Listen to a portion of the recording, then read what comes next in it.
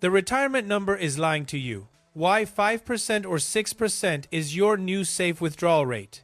What if I told you that the retirement number everyone keeps throwing around, the one that says you need $1, $2, or even $3 million, is fundamentally flawed? How could that be possible when that massive number keeps you awake at night? That feeling you have, that deep anxiety about needing to save so much money, is exactly what this video is here to fix. The secret to retiring comfortably isn't finding a bigger savings number. It's about finding a flexible withdrawal number. That is the real key to making your money last.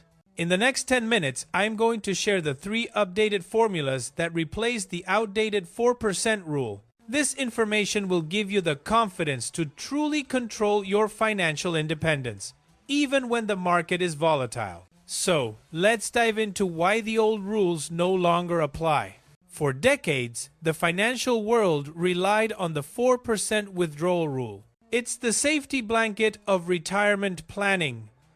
But that blanket has grown thin. The 4% rule was based on analyzing the worst periods of inflation and market performance in US history, and it assumed you retired at the worst possible economic moment. It's safe, but it's also low. The biggest reason it feels outdated now is that the original model included a large share of bonds. Bonds provide stability, but they limit growth severely, especially in today's environment. The real risk is not the rule itself, but the rigidity of it. If the 4% rule is too low, what about the aggressive 8% figure often promoted by voices like Dave Ramsey? That 8% rate comes with a heavy requirement.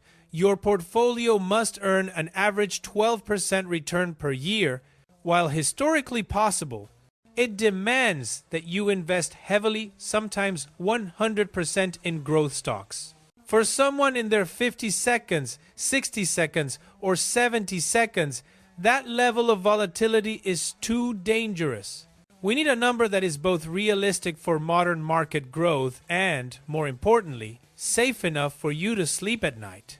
The true solution lies in the flexible middle ground. Let's look at how the real numbers have evolved, starting with the man who invented the original rule. The 4% rule is not dead. It has evolved.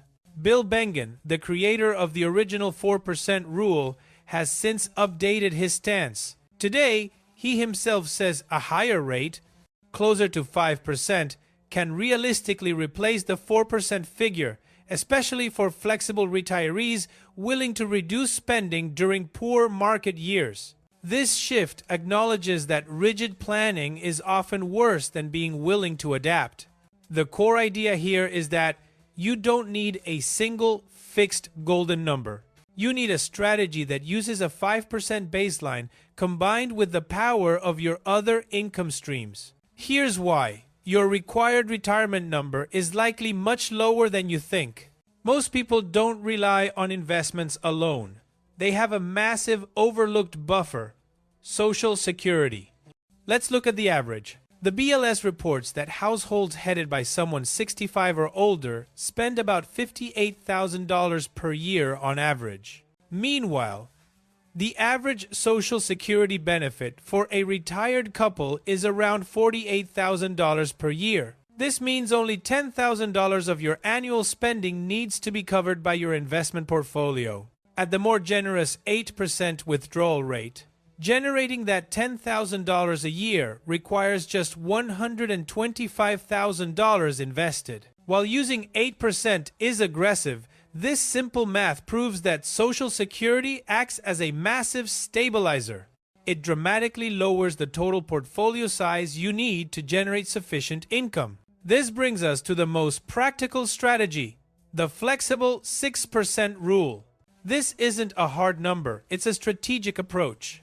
It allows you to aim for a slightly higher withdrawal rate when the market is doing well, knowing you have a plan to scale back when things get ugly. The 6% concept relies entirely on your willingness to be flexible, which is the real key to longevity. This flexibility is your greatest defense against the single largest danger in retirement: market volatility. We need to address the deep anxiety that keeps most pre-retirees frozen in fear, the risk of a market crash early in retirement. This is called the sequence of returns risk. It means big losses or high inflation early on can drain your portfolio faster than expected, wrecking even the best laid plans. Think about the aggressive growth stock strategy required for 8% returns. A portfolio earning 12% growth often focuses on fast-growing companies like Nvidia and Amazon. But this comes with a huge catch. In any given year, while the broader market might fall 30%, a growth fund portfolio could drop 40% or even 50%. Imagine your portfolio getting cut in half during a downturn. If you are forced to withdraw money while your balance is that low, those losses are locked in forever. For the 50 to 75-year-old, this kind of swing is gut-wrenching and unacceptable. You need a buffer to protect yourself from selling low. If you are committed to financial security, the most important thing you can control isn't the market, it's your behavior and your plan for adaptation. The ultimate security doesn't come from a fixed percentage. It comes from flexibility. Here are 3 simple, non-financial strategies you can control, turning your natural tendencies into powerful financial defense mechanisms. First, the big purchase delay. Say you were planning a $15,000 vacation or a new car purchase. If the stock market falls 30%, postponing that big expense allows your investments time to recover. You use this pause, this flexibility, to protect your principal, ensuring the market doesn't force you to sell low. Second, the short-term earnings buffer. If markets and inflation are truly tough, consider working a little longer or perhaps taking on a light, part-time earning activity for a year or two.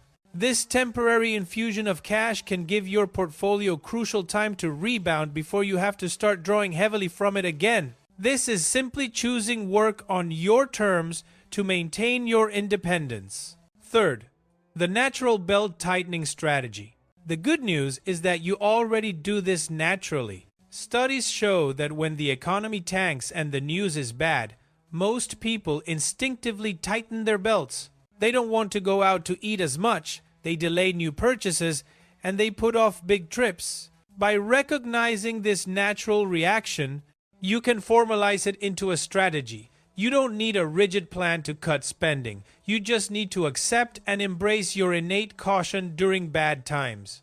The 4% rule and the 8% idea are both based on the work of individuals interpreting historical data. Relying rigidly on either of these figures without factoring in your own circumstances, risk tolerance, or ability to adjust is the real mistake. The power of modern retirement planning is that you do not have to chase $1 million number. You need to master flexibility. You need to remember that there's a real risk in retiring with far more money than you'll ever actually need. You could end up working your life away, delaying experiences you've been looking forward to, and ultimately shortening the part of your life you get to spend fully enjoying your freedom. Ask yourself this critical question. Are you willing to sacrifice 5 or 10 of your best years chasing a giant number? Or are you willing to master the art of adaptation to achieve financial independence now? Let me know in the comments. What is the new safe withdrawal rate you feel most comfortable with? Is it 4%, 5%, or the flexible 6%?